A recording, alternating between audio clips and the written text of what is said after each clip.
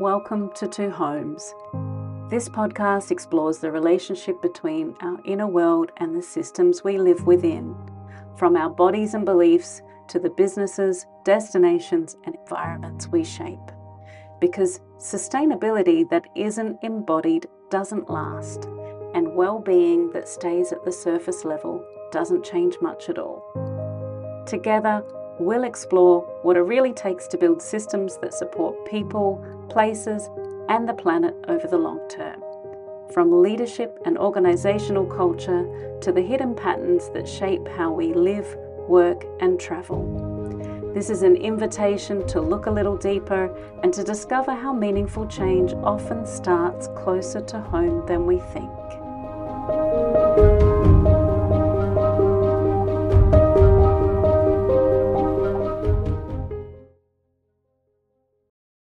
Hello and welcome to Two Homes. I'm your host, Sarah Rhodes, and I'm very excited about today's episode. Today we are talking about Plastic-Free July and how to engage your team and what even is Plastic-Free July, and even if plastic is still an issue.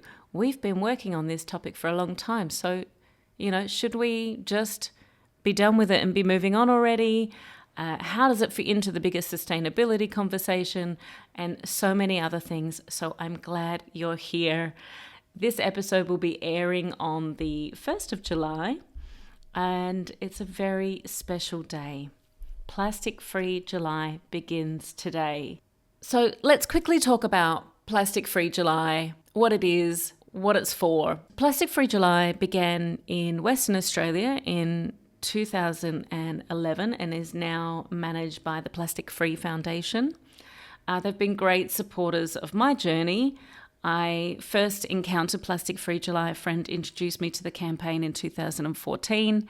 I tested it out. I learned a lot of stuff about myself and plastic and the world we live in. I thought perhaps there might be some people in my new community that would be interested in single-use plastics, how we get rid of it in our personal lives, but especially in the tourism and hospitality sector. I very much adopted the principles and really interpreted them in a way that I've seen from working with over 300 businesses throughout Southeast Asia to be really helpful, impactful, and game-changing when it comes to single-use plastics in the workplace, in our personal lives, and how we show up, and just our understanding of it all.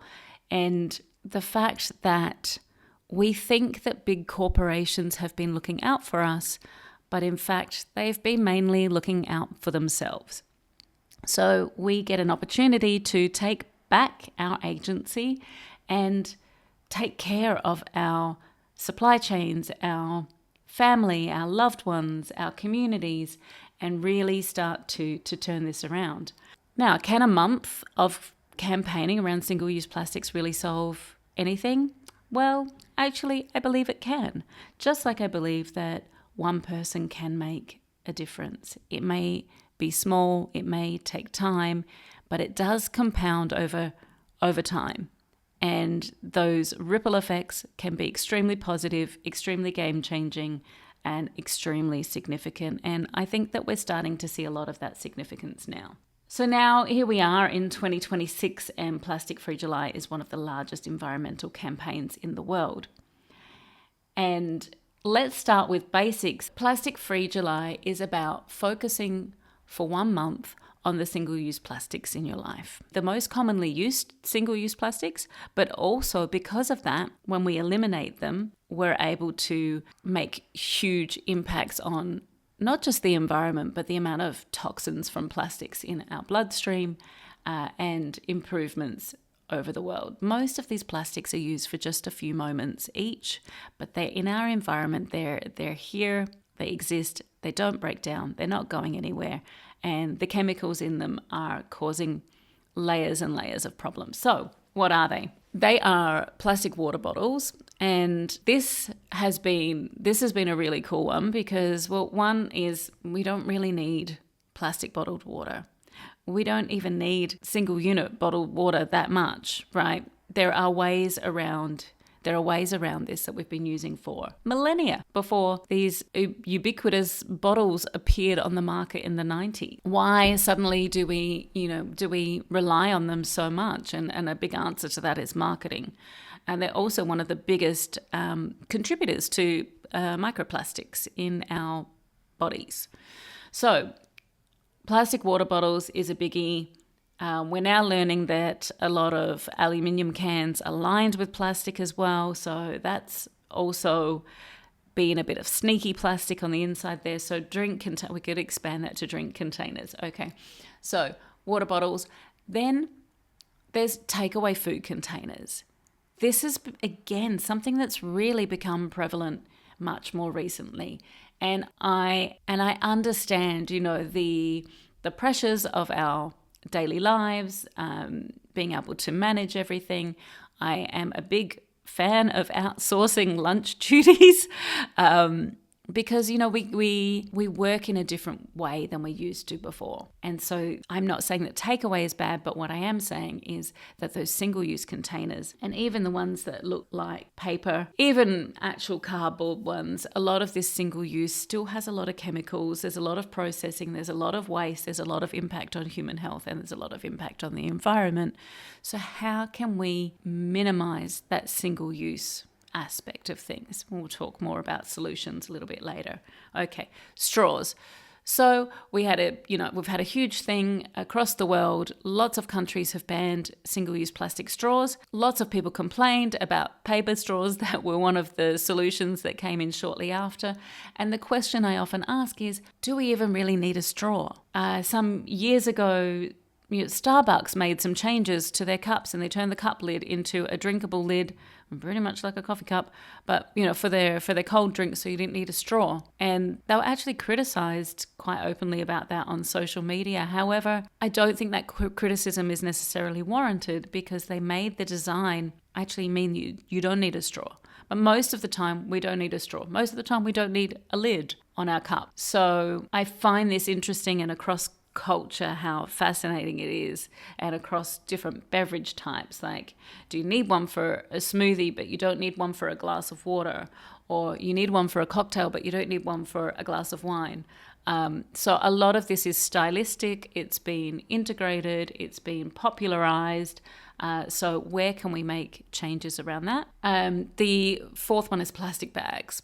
Okay, and with that, again, we've seen huge bans across the globe changing the landscape of plastic bags. However, we still have a lot of plastic bags. They tend to be thicker, shinier, harder to break down, rarely reused.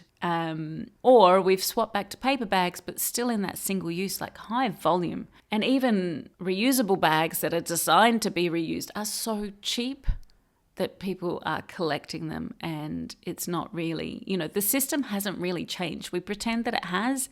These bans haven't really helped it. So there's plastic bags, paper bags, reusable bags, whatever you want to call it, bags, carry bags. And the final one of my 5 is coffee cups, of course. Coffee cups are insane. It's up to 4.4 million coffee cups a day used just in Australia. This isn't even thinking about what this is globally. The Plastic Free Foundation just a couple of years ago, I believe it was 2023, did a study, and for Australians in particular that they surveyed, 100% had at least one reusable coffee cup, and around 30% of the people used that reusable cup sometimes. We have the solutions. The system is set up against us. So just to recap, those are bottles, straws, takeaway containers, bags, and coffee cups.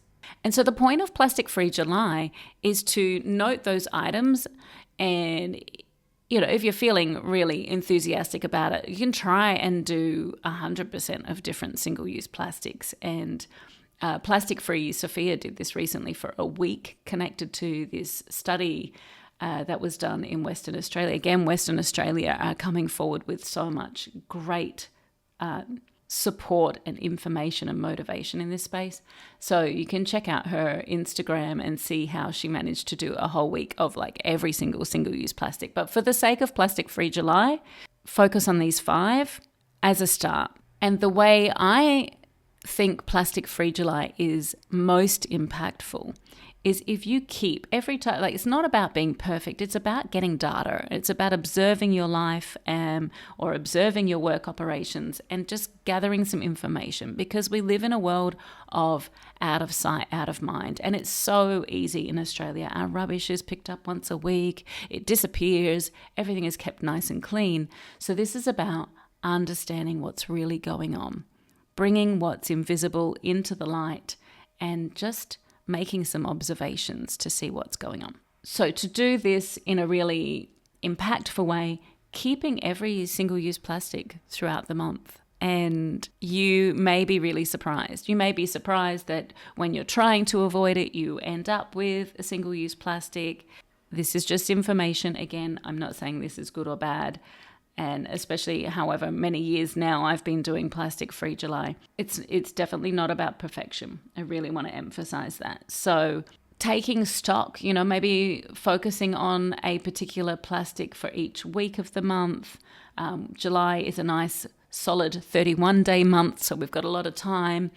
Or bringing all 5 of those in and keeping a tally and just noticing, it's like, oh, wow, okay, yeah, maybe I use a lot of coffee cups. How could I change that? And I was talking to one of the guys that works in my co-working space, and we've been talking about this just very casually, and he asked some questions, and then he came back to me last week and he said, yeah, I've been sitting in cafes and just drinking my coffee there, and it's been really nice.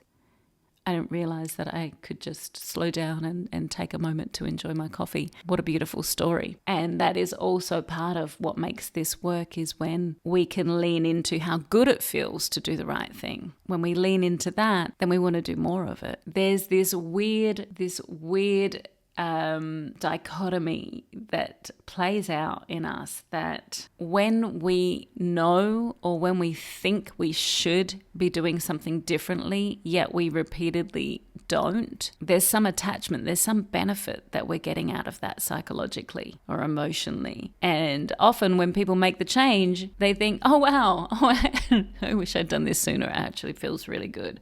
So paying attention to some of those feelings of stickiness, of resistance, and seeing, like, why might you be resisting at that point? There's a lot of data in our emotions and in our responses to things. And so where might resistance be holding you back or holding your organization back from something that could be truly beautiful and enjoyable and fun? And so, thinking of fun, Plastic Free July can be really engaging for a team. It can be a lot of fun. There can be a lot of momentum, camaraderie, so many things that you can do. And what I'm going to do at the show notes of this episode is include a how to do Plastic Free July for hospitality teams template that you can use and take ideas from. And yeah, I'm going to include that, as I'll also be sharing that with people who come to the coffee event that I'm hosting today. Okay, so why plastic? Why did I start with plastic? The truth is that I'd actually been learning climate communication. I did some training with Al Gore's Climate Reality Project in 2014. And wow, I can tell you that was a pretty intense training. We really looked at all of the things that are going on with climate change in the world, the repercussions, and it's pretty heavy stuff. And part of that training, they ask us to make a pledge. And the pledge is to share the information, share what we've learned, share it widely, do acts of leadership to share that knowledge and disseminate it. And at that point, I had moved to Siem Reap in Cambodia. And so that's where I began. I actually began doing some sessions around climate and climate change and the impacts. And what I realized pretty quickly was this is such a big problem. It can feel really, really hard to reach, really hard to know where to begin, and really hard to know like what's going to actually make a difference. What I did see, alongside that, having done Plastic Free July in 2014, both in a very close proximity to each other, not an accident, definitely part of the journey, is that plastic is something we can see, we can touch. we can observe it and we can see the impact it makes much more readily than anything linked to climate change. And we now know how dramatically embedded plastics is with climate change, with all of these bigger things. But let's start with something we can see. So that's why plastic, and that's why I got started with holding a Plastic-Free July event in 2015. And gosh, that was just such a wonderful event the first time. I didn't know a lot of people in Siem Reap. I had been living there for just over 6-7 months. And I put the word out on Facebook and organised with a friend's bar to host it at the bar. It was really cool. They actually made some custom cocktails. This guy was a tour guide for one of, I'm going to mention both because I can't remember which one it was now, whether it was G Adventures or Intrepid. He understood what this was about. He cared about the environment himself. And so, he made a couple of custom cocktails. They changed their Wi-Fi password for people to say Plastic-Free July. It was really sweet. And then I had another friend who donated a whole heap of reusable drink bottles that we gave to the first few people that turned up. Well, first few, I think like 30 or 40 people. And we had around 80 or so people at this event. Wow, it was such a buzz. And it was really wonderful to see that, okay, this thing that had caught my attention was also on other people's radar. And some of those people are still here on the journey now. And if you're listening, thank you. Thank you for being part of this, not for me, but for the planet, for the community, for the people in your lives as well. It's amazing. And so 11 years on from that very first Plastic-Free July campaign, it's interesting to consider, is plastic, single-use plastic, still the relevant conversation to be having? And, for quite a number of years, I really did think, surely we need to move on from this. We've done plastic straws. Let's go. Let's move on to the next thing. However, the signals that I've been getting this year in particular are that this is still a relevant conversation and a necessary conversation. And it is still an entry point to a bigger conversation, but it's a great entry point, because it is still so prevalent. And I notice this especially, now for the last year I've been working in Sydney City, CBD, the coffee cups, the takeaway containers at lunchtime, the shopping bags. These are still extremely present, extremely prevalent. And I also know that it's not that simple. People who identify as nature loving still find it difficult to bring their reusable cup. We can think one thing and we can behave in another way. And, that's a little bit of some of that resistance that I talk about. And it's also why I love working with companies, because I love being able to get in the room with people who perhaps haven't considered this or haven't realized that they have power to make some changes for their own benefit and the benefit of the wider ecosystem, be that their workplace, their family, their friends, their loved ones, the planet, whatever. So on a deeper level, plastic is really connected to this world of convenience and busyness that's been perpetuated through things like, the marketing courses I did back in university 2 decades ago had that were if you create innovation to make things more convenient for people, they'll buy it. And they do. And we've seen that. And there's so much damage in that. It is using your humanity against you. It's using your very human nature against you. And so it seems like sometimes using our human nature for the things that actually benefit us all the most is sometimes harder. Our systems are in many ways stacked against us. And so how do we start to even the playing field out a little bit more? We have that responsibility, especially in business. I tire of seeing how much of the onus is put on individual consumers to do the right thing, but the system is stacked so far against any of that. We banned plastic bags, but there's still a stack of plastic bags that can be purchased at the cash register of any supermarket. Yes, okay, you got to pay, but they're still there. They're still available. A real plastic bag ban would have seen no bags at the supermarket. But then the supermarkets wouldn't be making money off something that they used to give consumers for free. So a lot of the default systems are built on profit first, planet not even second, probably somewhere much further down the list. But these are short-term gains. It's a race to the bottom. We're depleting our planet of its resources. And it's completely unnecessary when it's for things that we use for such a short amount of time, minutes. I was recently interviewed for an article in the Sydney Morning Herald, and it was in response to a research study that came out of the University of Western Australia in April this year. And they researched the plastic exposure reduction on people. And it was a 3-year trial measuring exposure to plastic chemicals in adults across Perth in Western Australia. The results published in Nature Medicine journal showed that by minimising plastic touch points, including food processing materials, food packaging, kitchenware, so this is like Teflon-coated frying pans, for example, and using personal care items lower in plastic chemicals, the level of these chemicals in the human body could be reduced in as little as 7 days. Really amazing. So they investigated 2 major types of plastic chemicals, the bisphenols and the phthalates, right? Both of which can interfere with endocrine and hormonal functions in our body and have been linked to infertility and cardiometabolic disease. More than 16,000 chemicals are commonly used in the manufacture of plastic for food and beverage packaging, kitchen utensils, cling film, plastic food and drink containers, and personal care products. So many of these are in the top 5 that I highlighted for Plastic Free July, and some go beyond that as well.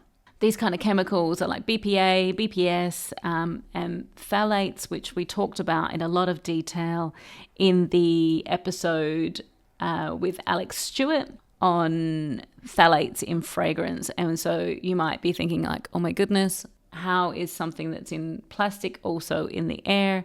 That would be a really good episode to tune into. So we've also seen things like the phasing out of BPA in plastics for like lunch boxes and drink bottles and things like that. However, there are still, BPA is just one of 16,000-ish chemicals. So at the start of the study, 100% of the participants showed high levels of plastic chemicals in their body and recording at least 6 different chemical types on any given day. They did a randomized controlled trial involving a low plastic diet and lifestyle intervention and divided people into 5 groups to test the effectiveness of replacing food and beverage, kitchenware and personal care products with low plastic alternatives. At the end of the 7-day intervention, all the trial groups showed a decrease in urinary plastic chemical levels compared to the control group, which is pretty amazing. It's fantastic, actually, that our body can move so much of this through.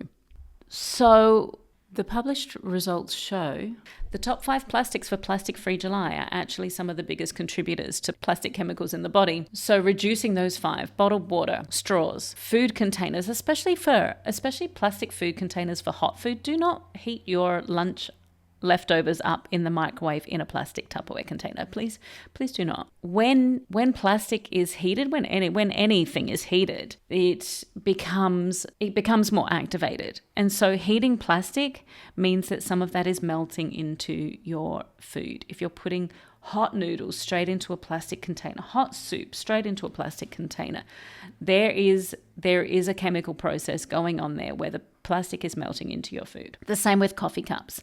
Even though coffee cups often look like they're made out of paper, there is a plastic reinforced lining in there to stop coffee leaking everywhere. So you're putting hot coffee straight into a plastic cup. Even if you drink iced coffee, often the hot coffee is poured into the cup before the ice and the milk and whatever else you're having in there. So this is reacting and you're getting those microplastics straight into your drink. Even when plastic food containers say they're microwave safe, all this really means is that it will hold its form. It will hold its shape. It does not mean that they are food safe. It does not mean they're safe for people. Plastic bags, obviously a little bit less interaction with our food intake and our digestion, but coffee cups definitely the big one there. Okay, so the other things you might consider are canned goods. Most cans are now also lined with plastic. And a lot of cans will say, like BPA-free lining. Again, this doesn't mean that the lining is free from other chemicals. So there's a lot that can be done. There's a lot of reduction that can be made and kept on an ongoing basis. And just starting to notice these things, which is what Plastic Free July really helps with.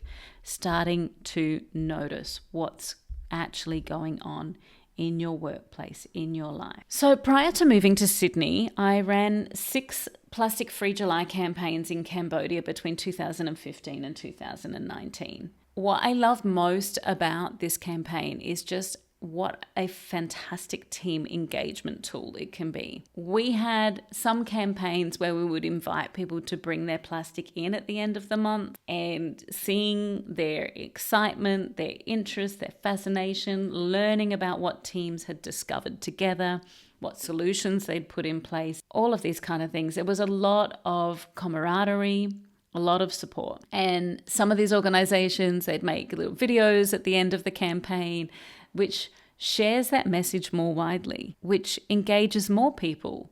And I think it also gives them an opportunity to show like what a great connection can be made, that reducing single-use plastics can be fun. It can be interesting. It can be something to be really proud of. And another good part of it is that it is contained. It's a month-long containment. You can be laser focused on one thing for 1 month. It really starts to change the conversation, change the awareness, and this can change the behavior. I'm a big proponent for getting solutions from within the organization, that learning together, doing together, and coming up with solutions from people across all levels of the organization, coming up with creative solutions is really one of the fantastic things that this campaign delivers. Now, often when I speak to people about the time that I spent living in Southeast Asia, there's these perceptions that, oh gosh, Southeast Asia, it's so much. You can see the plastic. It just seems so much more in your face. And then a lot of conversation and commentary around and I'm using these words carefully, the lack of waste management infrastructure. Now, I have a different viewpoint to what a lot of people have, which is I think that the perceived lack of waste management infrastructure is actually an advantage. It's a massive advantage. In Australia and in Western countries, largely, waste is hidden away. I remember the year that I lived in London, there were people always sweeping and cleaning the streets. Even in Bangkok, there's people cleaning and sweeping the streets very regularly. This hides the problem. This is the out of sight, out of mind. And so I think that when it's not hidden, it's actually better. We don't need to create more systems to hide our waste. We need to get up close and have a good look at it. And through Plastic Free July, we can start to unhide the problem. We can start to look it in the face and realize actually it's worth looking at.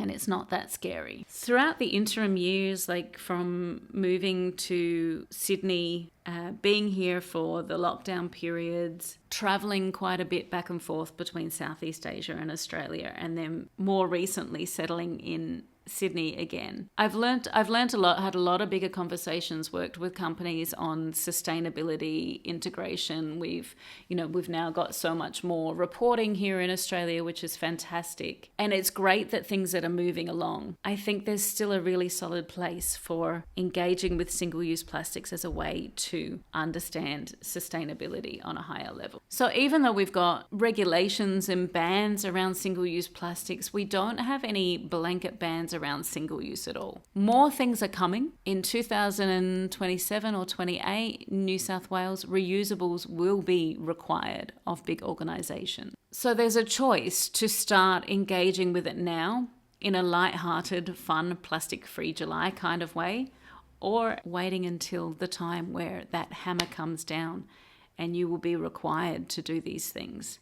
Personally, I think that there is great benefit in starting earlier. It can be more of a journey that you take together as a team rather than feeling like a punishment. And please also tune in to Why Compliance Won't Save the Planet, another episode on the podcast earlier on. So you don't need to care about plastic per se to run a Plastic Free July campaign. The real benefits aside from the plastic are creating an engagement program with staff that work together, solve problems together, have a clear goal and involvement and visible results produces something so much deeper than just reducing a few bits of plastic.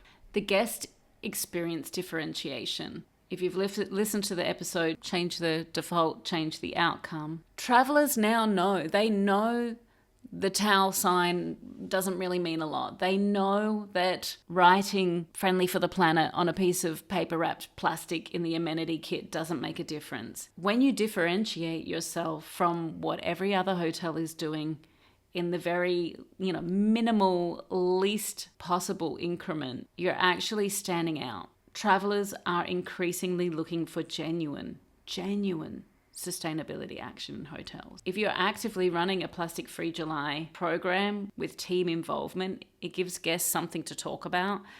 It also gives your staff something to talk about with the guests. This is something I've seen over again, that pride of place, pride in work, pride in what they're delivering. It gives their staff more agency, more empowerment, and more context to talk about these things with guests about. We know that plastic is cheap aesthetically, and it's cheap cost-wise, but over time, these costs add up. Every amenity not placed in the room that doesn't need to be, every plastic cup that's replaced by a refillable system, and every disposable moved from the kitchen supply chain is a line item saving. So Plastic-Free July gives you a structure and a reason to order and to reduce those costs with your team, bringing your team on the journey, not just as a top-down mandate. It connects to brand and reputation. As I mentioned, there's new reusables legislations coming in, and operators who are already there will have a really good story to tell and show leadership to the rest of the industry.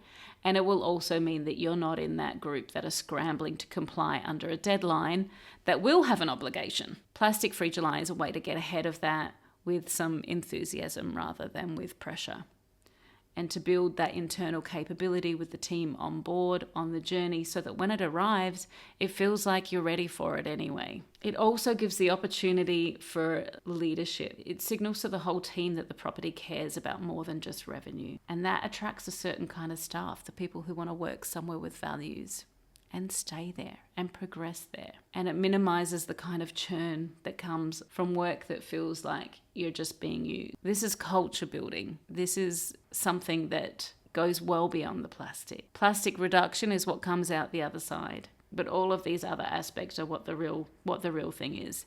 And I'll share yet another example from the wonderful Treeline Urban Resort in Siem Reap. 1 year after we had done training or a Plastic-Free July campaign or something similar, the staff organised themselves a team outing, and it was a picnic, and they made the entire picnic plastic-free.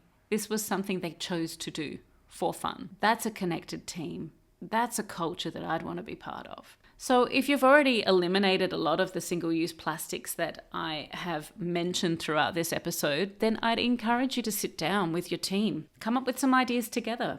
What's the next layer of single use of plastic that you could focus on for the month of July? You don't need to come in with all the answers.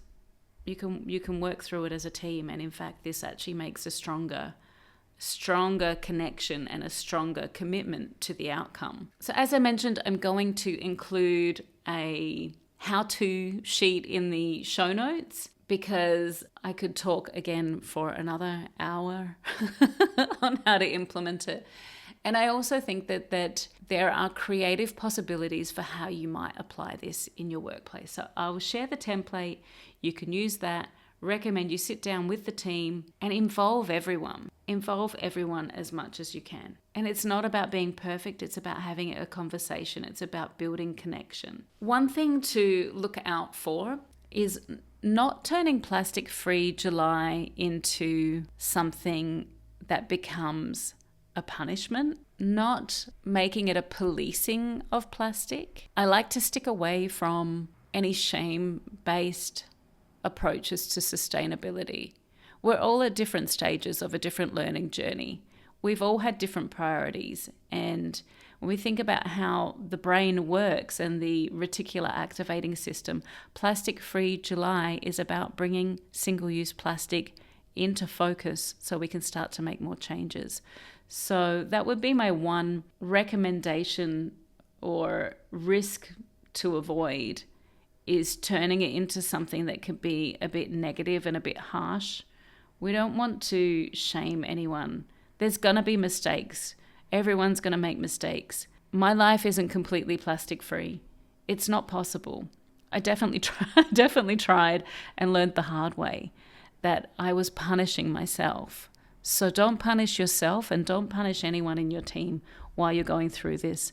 Focus on what you're learning. Focus on what you can do. Focus on the data.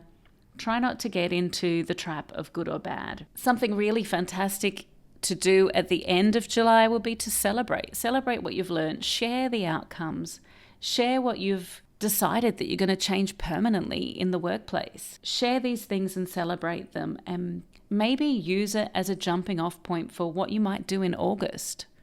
What could be the next team focus? Maybe the people who led the Plastic Free July campaign aren't the people who lead the next one.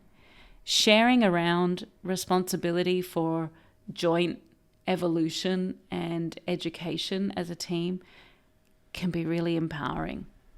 It can create so much cohesion. So as you go into Plastic Free July, I hope that you've found some of this really helpful, and know that I will be also following these steps and learning these things as well. And no matter where you are, this can be adapted. Over the years, we've adapted our approach on Plastic Free July from anywhere to rural, remote communities with zero infrastructure, to 5-star luxury resorts, to regional tourism boards, to governments, to national monuments, and beyond. So it can be adaptable. It doesn't have to feel impossible. And I'd invite you just to start and explore where it might take you.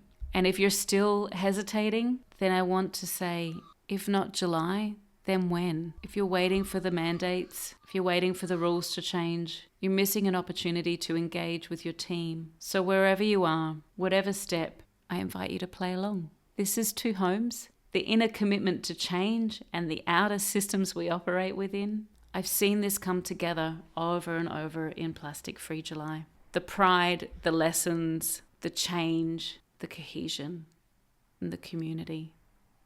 All of it is beautiful. Thanks for being here, and I'll see you next time.